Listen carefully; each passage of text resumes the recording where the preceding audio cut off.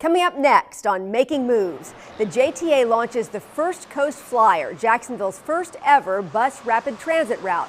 We'll have team coverage, and the recommendation is in. We'll tell you what a special advisory group says should happen with the Skyway. JTA unveils a new app certain to upgrade your public transit experience, and we'll check out the new Regional Traffic Management Center. I'm Donna Deegan. Those stories and more right now on Making Moves.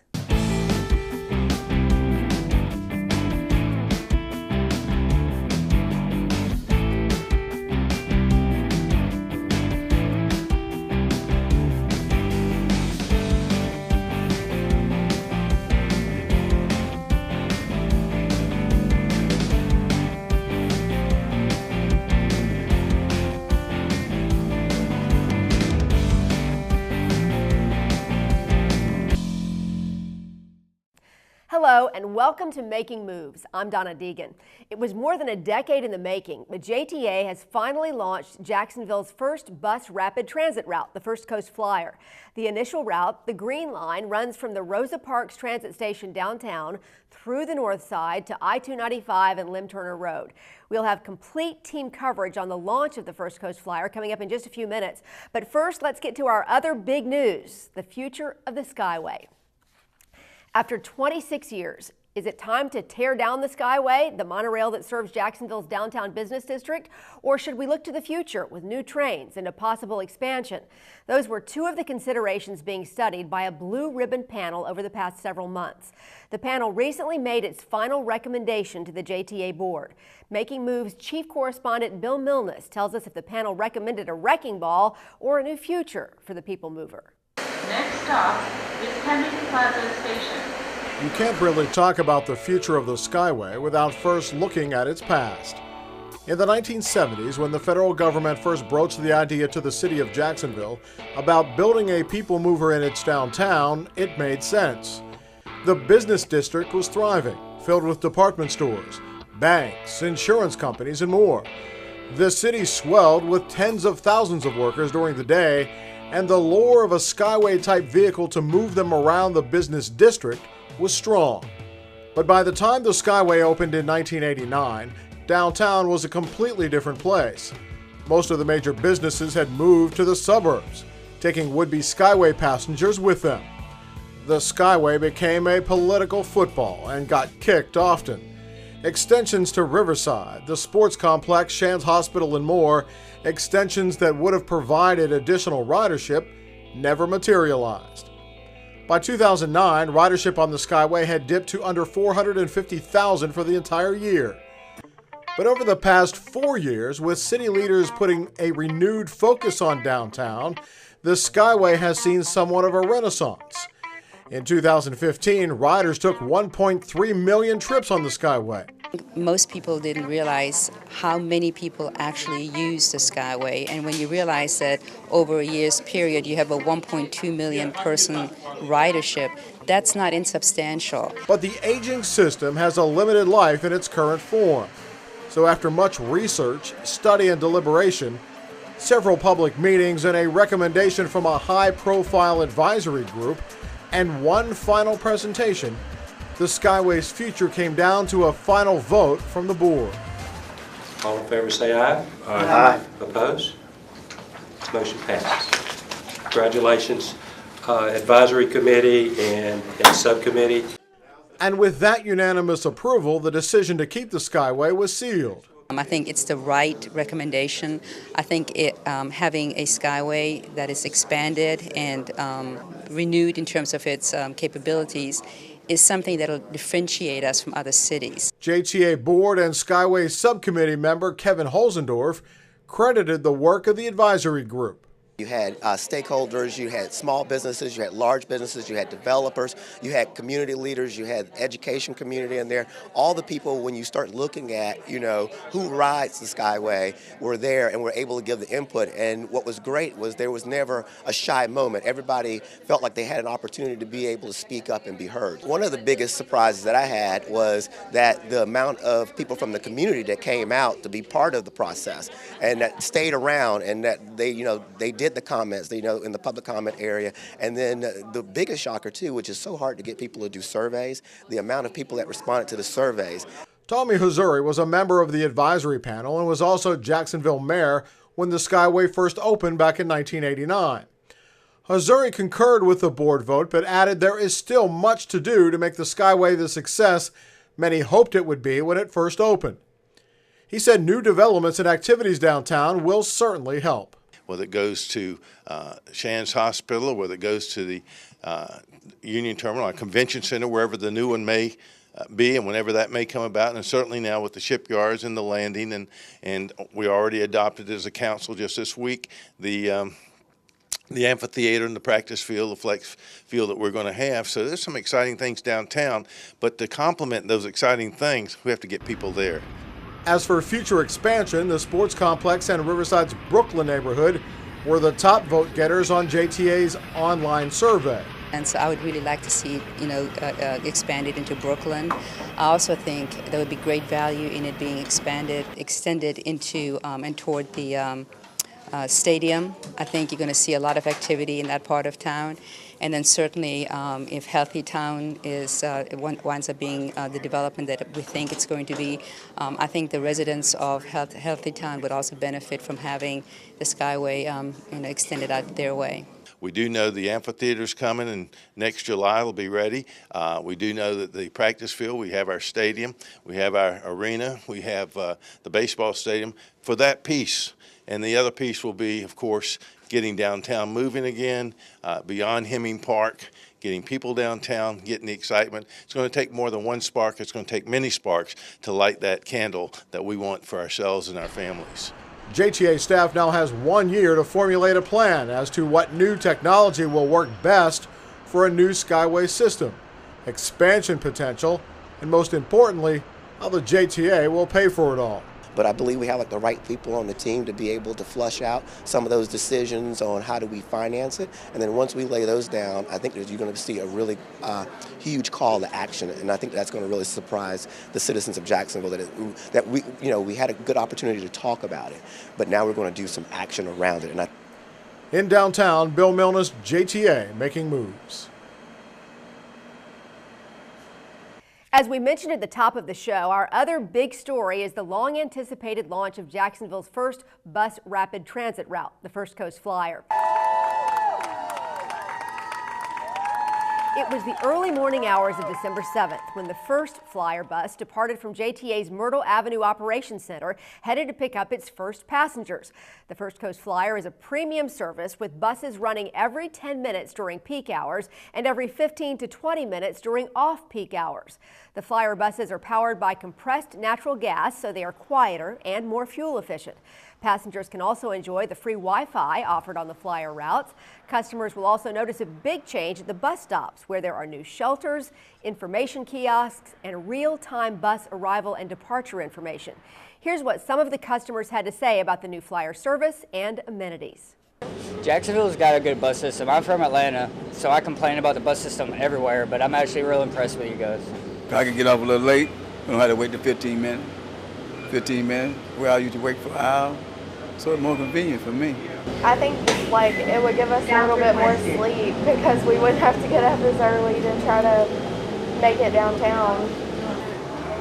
To me, it's excellent because I have to go to Riverside, I have to go all over Jacksonville and wait an hour to get from one place to the next is really inconvenient. So I think this would be very convenient. On the old route, I would have they came and they didn't really stop. They let people off going to get off, and then they just went. And then you had to wait 30 minutes for the next bus. And with this going like it is, I can get on and get there fast and be done with it because I don't like shopping. Yeah, it's good. That's something you wishing for a long time, but now this will be a good thing for them. It's not often one gets to be part of history, so it's no wonder JTA bus operator Mary Mims was so excited to be the first person behind the wheel of the very first First Coast Flyer bus. Here's what Mary told Making Moves just moments before piloting her brand new CNG bus out onto the Flyer route. Right now, I got butterflies in the stomach, and then I feel like I can calm down because I look at it like I'm a bus driver, and I can drive anything. Well, yes, I know this is the new flyers that they implemented and stuff for the Express, and I'm just so happy to be the first one to leave the yard this morning. But I think it's gonna do good because with the bus and everything, it's like everything is on one side, and it's probably less complications. As you might imagine, after 16 years of planning and building Jacksonville's first bus rapid transit service, there were a lot of people very happy to be finally celebrating the launch of the First Coast Flyer. Making Moves senior correspondent Terry Casey was on hand for a special launch party event at Riverside Scenic Park on the north side, where the mood was joyous. Congratulations! We're here celebrating. We are celebrating the opening of the First Coast Flyer BRT line. An overpass takes the first BRT line, it's called the Green Line, over the Riverside River on the north side. Backdrop for a celebration that brought out transit and political luminaries, local, state, and federal. We've worked very closely with JTA. They have delivered, and so today is a day of celebration for us. The Federal Transit Administration's Dr. Yvette Taylor oversees funding for transit systems across the southeast region. That includes the JTA. We administer a little bit over $1 billion a year for transit systems in 8 states, Puerto Rico, and the Virgin Islands. So here, particularly for Jacksonville, we have actually invested funding in 3 of your projects, the downtown project, the North Corridor, and most recently the Southeast Corridor. What's this celebration about? It's about this bus and what it represents, and the thousands, hundreds of thousands of individuals over the next decade that will be using this service. To have access to jobs, to recreation, to health care. This is the way of the future, and we applaud JTA for what they're doing. Oh, this is a great thing for me as well, and for my co-workers. Neil Nance, an assistant VP with JTA, has a history with the First Coast Flyer. 10 years ago, he signed on with a JTA team to bring life to a vision, jumping over hurdles and through hoops to make it happen. So it takes some time to get there, and then of course the construction, the final stage of the whole thing. But when you get all those done, you have a great project in the First Coast Flyer. I mean, we've watched this thing when we played in it, and we designed it and kept it moving forward. So we're so excited to see this finally show up, but not only for us, but also for our customers. You'll find new technology on the buses and at the stations. Technology that includes totems. This totem has real-time information. It has streaming newscasts, weather, time, even alerts for special events or Amber Alerts. The Green Line is an accomplishment years in the making, but both the JTA and the feds agree it's really just the beginning. This is certainly just a beginning here. Out of the 5 phases of this BRT system, the First Coast Flyer, this is just the beginning. Oh, 5, 10, 15 years down the road, first in 5 years, we should be done with our first 5 phases of the First Coast Flyer, have a complete system intact, and then we'll be moving out towards other corridors to see how else we can make sure that our patrons are happy and be able to move around. This thing is real impressive for an agency our size and the city of our size to have a system in place like this is phenomenal. Once it's fully built out, it will be 57 miles of bus rapid transit, making it one of the largest bus rapid transit networks in the country, and more importantly, one of the largest, if not the largest, in southeast portion of this country. So we are excited. By 2019, we hope to be standing somewhere in Jacksonville celebrating the completion of this entire BRT system. So again, congratulations to JTA and to Mr. Ford. A job well done. In North Jacksonville, Terry Casey, JTA Making Moves. Dr. Taylor also brought some big news regarding the future extensions of the Flyer when she announced the FTA had just approved another $19.1 million for the Southeast Corridor. One of the most important initiatives unveiled by the JTA in recent years was NextBus, the real-time passenger information system that allows riders to know exactly when their bus is arriving at their stop. The authority rolled out NextBus last year with its route optimization initiative. Now the JTA has done it again. Its latest innovation, mobile ticketing, the ability to buy your bus pass directly from its new phone app, My JTA. Here's a look at how it works. This app, called MyJTA, was launched with the new First Coast Flyer and allows you to buy a bus ticket or stadium shuttle pass right from your phone. Just download the app from either the Apple or Google Play App Store, search for the free MyJTA app, and you're ready to go. To buy your passes, just open the app, use the drop-down menu to select the type of ticket you want to purchase. Currently, fares are restricted to a one-day bus ticket or a stadium shuttle pass. More fare types will be added at a later date. After you choose your pass, click on the shopping cart to finalize your purchase. This is where you will input your credit card information to pay for your ticket. MyJTA will accept Visa, MasterCard, or Discover. You will receive a confirmation email that will double as your ticket. Click on the ticket to engage the QR code to show your driver. The MyJTA app also has a built-in trip planner and interactive map. Now, thanks to MyJTA, riding the bus just got a lot more convenient. In downtown, Bill Milnes, JTA Making Moves. Still to come on Making Moves, the struggling Riverside Avondale night trolley could be getting a new lease on life.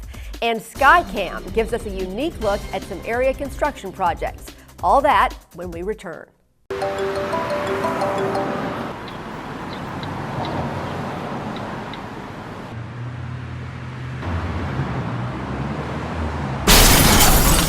Don't be a distracted driving casualty. Keep your cell phone in your pocket.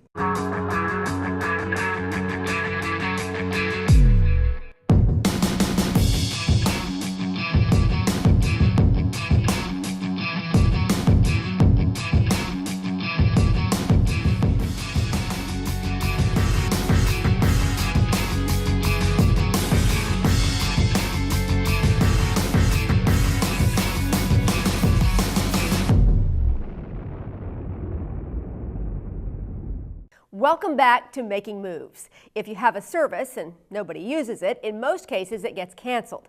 In the case of the Riverside Avondale night trolley, the correct answer could be expanded. The trolley has been running the first weekend of each month for the past 2 years, but ridership has dropped from a high of 1,400 to barely 200 over the Friday and Saturday nights. But instead of canceling the service, JTA has been in discussions with members of the Riverside Avondale Preservation about possible expansion to a weekly service. The key factor is RAP finding sponsorships to help fund the trolley service. A title sponsor has already been identified. RAP is now seeking an additional dozen or so partner sponsors to cover the balance of the trolley costs. In exchange for sponsorship costs, these businesses would have advertising rights on the trolley. If everything works out, RAP hopes to start the service in the spring of next year. The JTA Board of Directors is undergoing some changes with 2 new members, while its former chairman, Ed Burr, has departed. Burr, who served on the board for the past 8 years, including 2 as its chairman, retired from the board last month. Meanwhile, Governor Rick Scott appointed Denise Wallace to the board. Wallace is the president of BCM Services, Inc., and the Jacks Chamber Small Business Leader of the Year recently sat down with Making Moves correspondent Carell Danzy to talk about her appointment and how her experience and background will benefit the authority. Let's not go with this right now. Denise Wallace, one of JTA's newest board members, is enthusiastic about diving in to learn all she can about the authority. Well, I think the excitement is that I don't have a transportation background other than just being a user. Bus parts. But she has a lot of experience in dealing with the public as president and owner of BCM Services Incorporated. In my business, where we manage homeowner associations, I deal with the public every day. And I, hear issues, I see issues, and so I believe it gives me a perspective of the user from the general public as opposed from a business use being in logistics.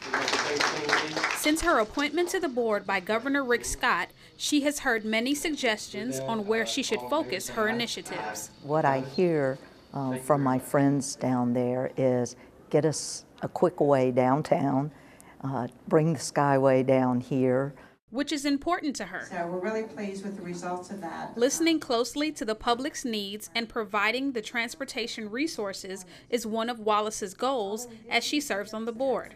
Well, I think it's critical for economic development for our community. Transportation is a key for economic development. which is critical for our community to move forward. Jobs, and you've got to be able to get the people to work. And so I think the future, especially, I have two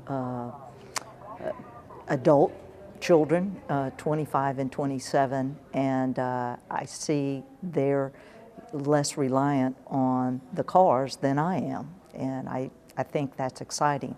Living at the beach, we have the experience of the trolley, and you see that utilization, so I think transportation is critical, and I'm glad to see us ahead of the curve. With the launch of First Coast Flyer, JTA is a few steps closer to implementing Phase 4 of the Flyer, which fulfills customer requests for a rapid transit service from the beach to downtown. You know, transportation is critical, and living at the beach, sometimes it does take a while to get down here, so they would like an expressway to be able to get down, visit the businesses down here. But I think the critical is make sure the transportation is available when the people need it, not what the typical business hours from 8 to 5, but especially the young people from the beach to go downtown, go to Riverside, and vice versa, and accommodate their hours. So, you know, I'm looking forward to taking a look at that. As an advocate for education, Wallace wants to educate the public about JTA, what the authority has done, is doing, and will continue to do in Jacksonville. And I think we have to change the image, because you talk to young people, they don't want to ride a bus. The Skyway, they'll ride. Trolleys, they'll ride. So I think a lot of it also is perception. And I think, you know, JTA is doing a good job in getting the word out. In downtown Jacksonville, Carell Danzy, JTA, making moves. Jacksonville Mayor Lenny Curry also appointed attorney Gene Miller to the JTA board.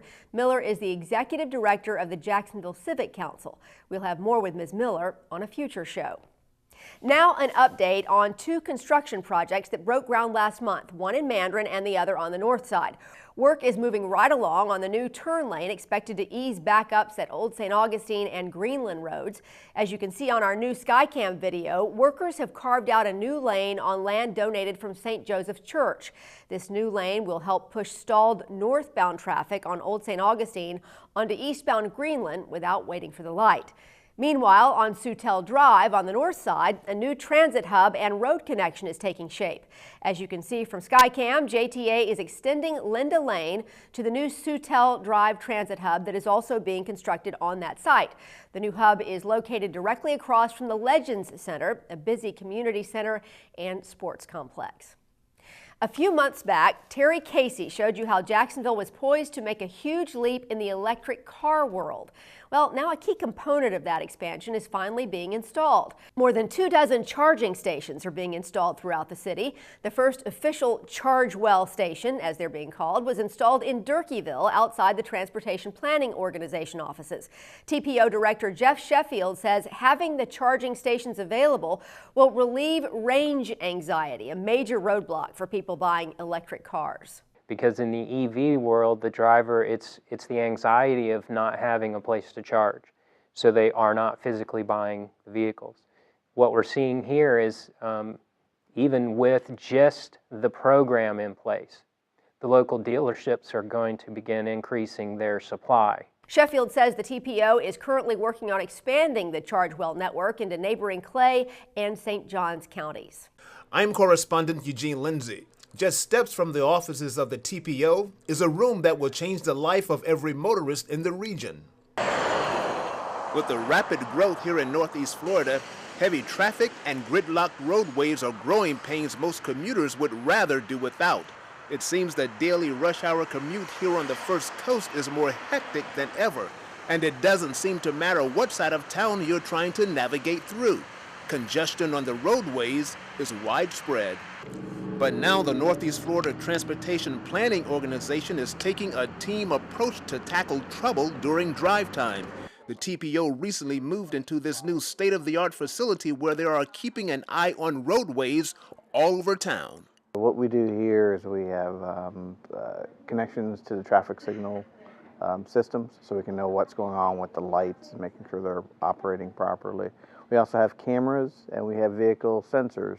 So whenever we do have an event, an incident that impacts the roadway and causes things to slow down, we can immediately see what the problem is and communicate with our partners. And those partners includes multiple agencies who can assist with all kinds of traffic troubles.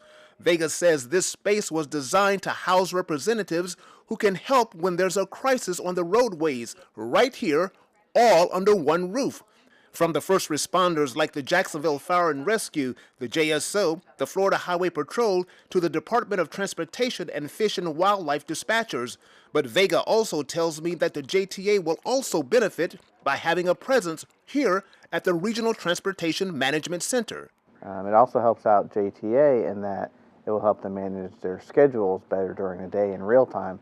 So if they know that something has occurred, this advanced notice will let them put out more buses, maybe change their routes, notify their users that there's a situation that's going to impact the schedule.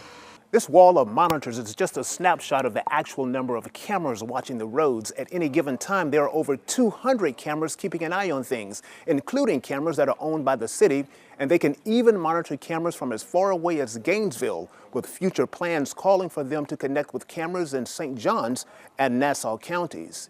And while that may sound like a lot to keep watch over, Vega says the system is very effective. It collects roadway data using a microwave vehicle detection system and Bluetooth technology. And when driving conditions suddenly take a turn for the worst, it will sound the alarm. On a normal day, when everything's going fine, those alarms will show a screen on a map that we use. As things deteriorate and we have problems, it'll turn yellow and red. Once we see something go from green to red, we immediately know there was something major that happened, whether it's a car crash, a disabled vehicle, and then our team uses the cameras to locate that problem and then shares the information with their partners who are sitting side by side with them. Vega says two of the most important assets to this team approach of bringing together multiple agencies to manage traffic flow is communication and time. It's sort of a way to coordinate properly, to get the right responders and get the correct information. Because just like with any situation in life, when you relay the information from one person to the next, it starts losing the contents and the importance of what you're trying to relay to everybody. Eugene Lindsay, JTA, Making Moves. And that wraps up this edition of Making Moves. Thanks for taking some time to join us. And don't forget to like us on Facebook at facebook.com/JTA Making Moves. For all of us here at Making Moves, I'm Donna Deegan. We'll see you next time. We're making moves.